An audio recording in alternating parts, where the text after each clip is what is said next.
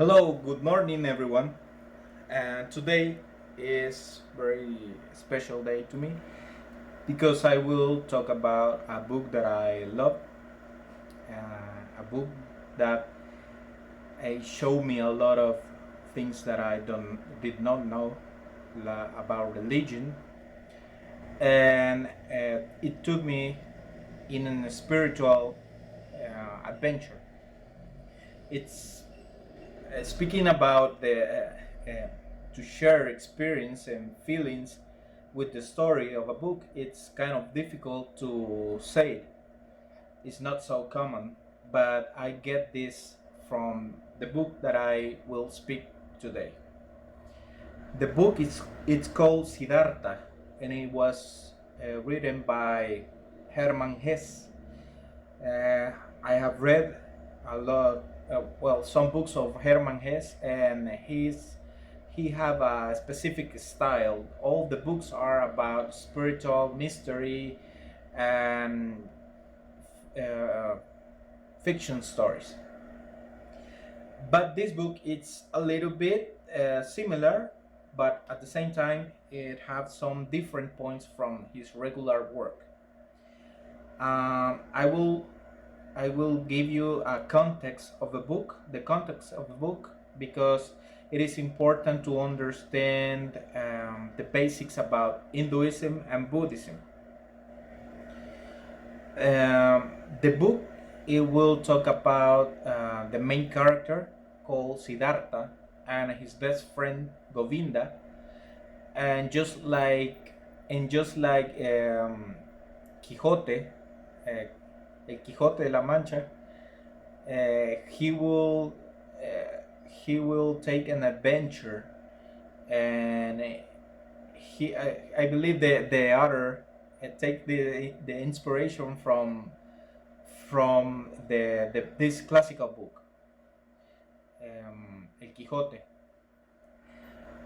But okay, the book is it will give us the idea, the main and the basics of Hinduism, because Siddhartha, just like the real Siddhartha Gautama of the Buddhism, he is in search of enlightenment to get the nirvana.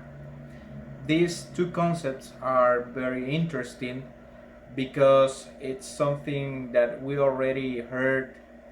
uh, we have heard in our life, but we do not understand the ideas of karma and dharma, and we speak about this, but not in the way that we should. Siddhartha is a young man who lives in a village, and he is the son of the Brahman, the main Brahman of the village. The Brahman is like the spiritual leader of the people of the village, and he gathered the whole characteristics of a spiritual leader. He's handsome, he is intelligent, he knows everything about traditional way to live Hinduism. So he's a guy. He will replace his father as a Brahman in the village.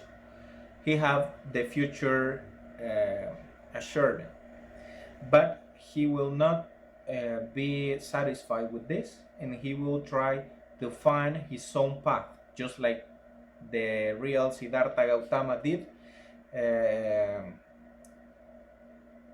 so many years ago.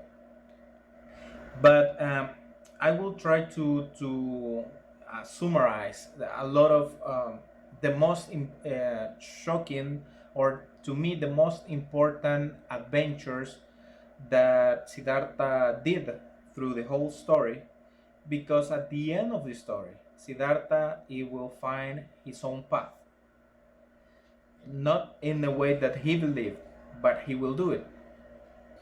The main story, one of the main stories that I would like to speak about is when Siddhartha leaves the village, and he, with his friend Govinda, um, gathered with these men, with these people called samanas. Samanas are the people which, through physical exercises and meditation and rare techniques, they will try to find the enlightenment. So these people is moving from place to place. They are just living from charity. They have only clothes as a possessions, and they spend the whole day trying to develop new strong meditation techniques. To get that meditation techniques and concentration, they do such things like being exposed to the sun and hungry, starving, to feel um, strong, to feel empty, and they will withhold the whole these bad feelings in his own body. They do meditation. So we could say that Siddhartha, it was a little bit extreme with this decision to be part of samanas, and he learned a lot of them. I would like to read you a phrase that I really like, and it summarized the whole idea of being part of this moving people called samanas. A goal stood before Siddhartha, a single goal: to become empty, empty of thirst, empty of wishing, empty of dreams, empty of joy and sorrow. So it's very interesting to see this goal, because to us this is something really, we should do this, the the contrary thing. I mean, you do not look to be empty of wishing, or to be empty of ideas, of thirst, of feelings, of experience, of everything in your mind. Usually we look for being full of things, of knowledge, of wishing, of expectation of future. But this is not the idea for these people who look for the nirvana and the enlightenment, uh, because they believe that if his own mind and soul is empty, they will have space for new spiritual experience, such like enlightenment. So this is a very interesting point uh, to mention, because it's so different of our own goals. And the second thing that I would like to point is the fact that just like us, Siddhartha get in love, and he will feel the all the human all the all the human wishes and human necessities, just like us. Um, so that he will spend a lot of time in Sansara, that in the book is a place where he is rich because of he's a merchant. He buy and sell things. But in the religion of Hinduism, Sansara is like the place where human feelings are most important thing and are so strong. So we can see that Siddhartha is disappointed after many years of his life, because he spent a lot of time in samsara, and just like us, we are disappointed of him. He lost his own path, his goals, and he's not empty anymore. He's full of feelings. He's full of wishes and experience, So he leaves Sansara and with a child that he get with the with this girl, and he will try to live simple, being ferryman of a river. In that time, that's the second most important thing, that he will find in a river the real meaning of life. He will realize that the life is like the flowing river, and it's something natural. So we can say that the enlightenment gets through this idea of flowing river, just like flowing memories and flowing experiences, and looking on his own child called Siddartha also, he realized that he is that child.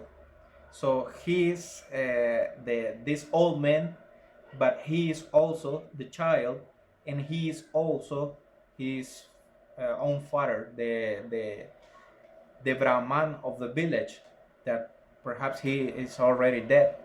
So he is the three people, these three persons, and he is in the same river. He's his father and he's his son. So he is already enlightened. Uh, he feels satisfied with this idea, and he realized that the answer was in the simple things, just like the river flowing to get the sea.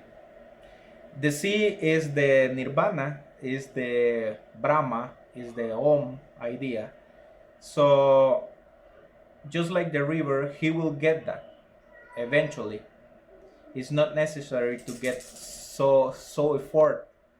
So it's a really good book because just like him, I hope to get this idea of knowledge of consciousness through natural and simple things, because nowadays it's very difficult to lose this